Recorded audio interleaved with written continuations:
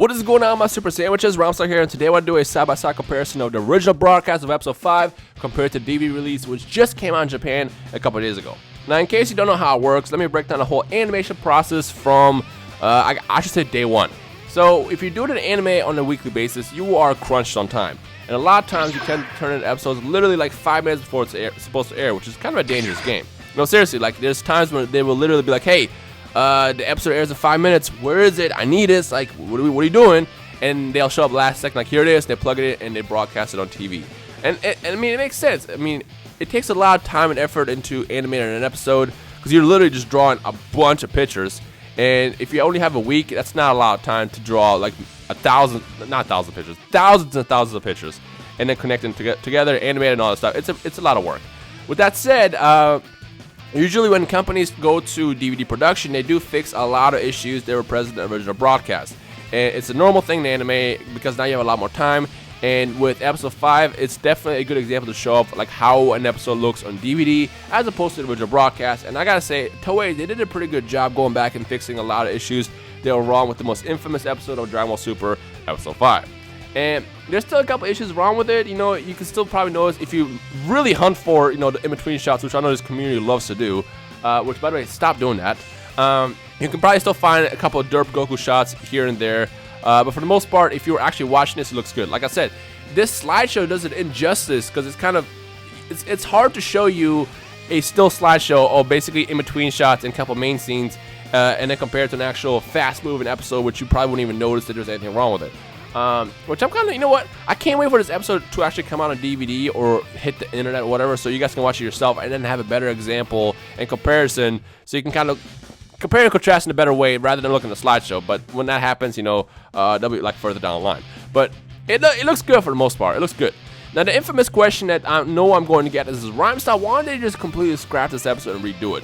And the answer to that is because animation is very, very expensive. Now, you guys already know it's expensive, but the question is, do you know how expensive? Raise your hands if you do. I see only a couple of you guys hit raising hands. Well, actually, I don't see any of you guys, but I'm sure some of you guys are raising their hands. To those who aren't raising your hands, animation is so expensive that roughly one episode of an anime, any anime, average budget costs $145,000. 11 million yen, roughly. I know, it's insane. Now, these stats are based on numbers from 2011. 2010, which was only 5 years ago. So today it probably costs somewhere roughly about 100 grand or so. It might be a little bit cheaper. It might even be the same. I don't really know.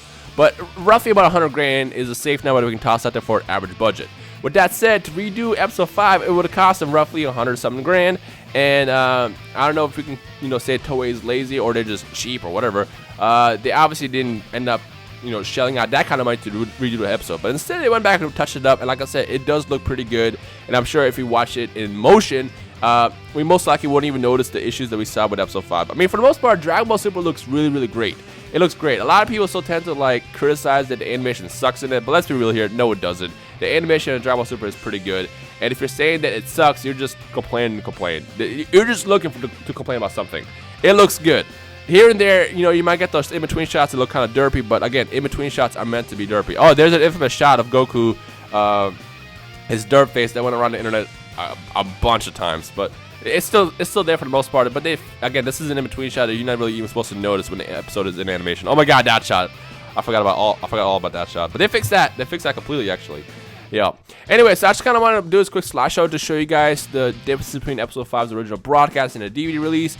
As of right now, there's no word on when the DVD will hit the States and the rest of the world. There's still no information on licenses as well. Enough Funimation is still working on it, for example. But hopefully, when this comes out, we can watch it ourselves and see the differences with our own eyes, as opposed to watching the slideshow. But this is just something just to show you, just, you know, how different it is and all that good stuff. But that's pretty much it. So yeah.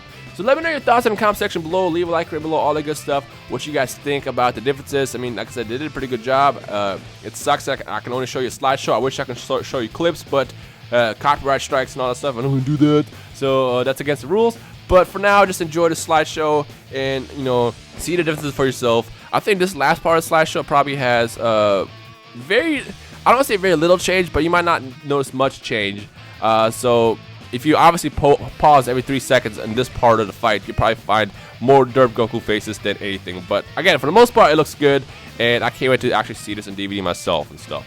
By the way, if you decide to import the DVD, just know that there's no subtitles on it.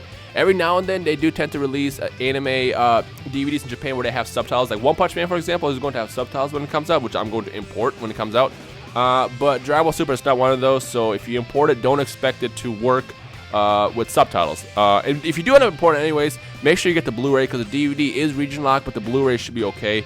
Double check though, because I'm not 100% sure, but I'm pretty sure the Blu-ray is the one that works best and will actually work on your TVs and stuff across the world. So yeah. Anyway, so I already talked way too much. Just let me know your thoughts in the comment section below on the differences between episode 5 and all that good stuff. And I guess we'll just take it from there. So yeah, I mean, I kind of have 15 more seconds to talk about while the slideshow is finishing. So I'm just gonna sit there here and just I don't know. All right, folks. That pretty much wraps it up. Yeah. Anyway, so my name is Rhymestyle. I hope you guys enjoy the rest of the day, and I will see you guys in the comment section below.